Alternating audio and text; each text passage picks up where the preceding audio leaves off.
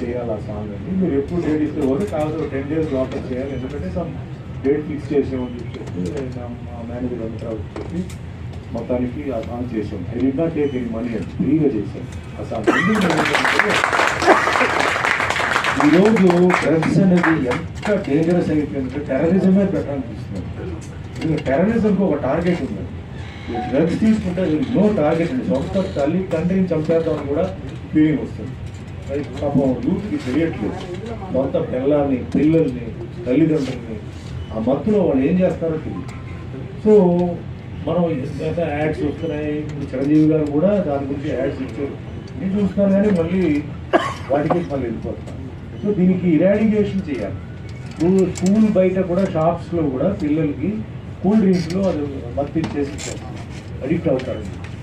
so ఏ విధంగా దీన్ని అంటే స్టాప్ చేయబోతున్నారు సైడ్